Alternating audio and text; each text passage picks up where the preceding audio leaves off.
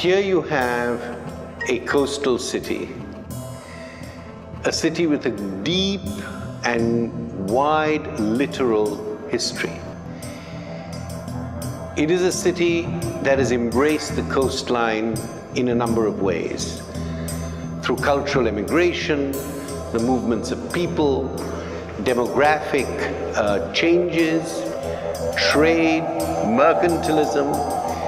It holds the imprints of power, of colonial power.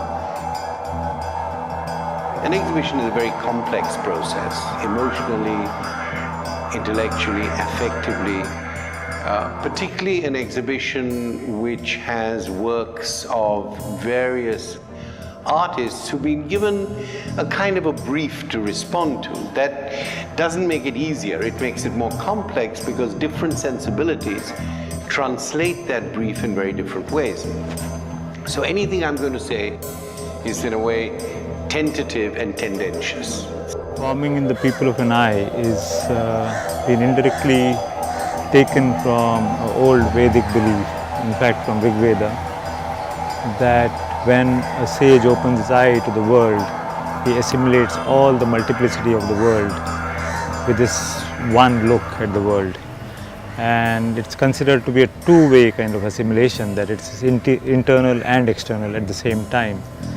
And all philosophical ideas, ancient philosophical ideas, comes from, more often than not, comes from one's physiological being and existence.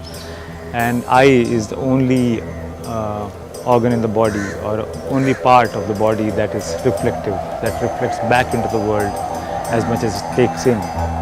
So this idea that forming is also in process in the pupil of an eye comes from that idea.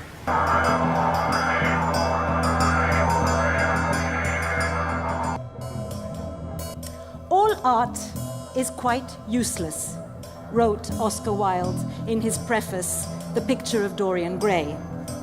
It goes without saying that his bon mots are always quite tongue-in-cheek. But what I want to draw your attention to here is the word quite.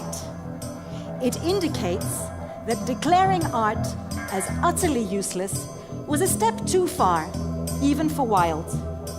How to better explain then that art is something of an unnecessary necessity?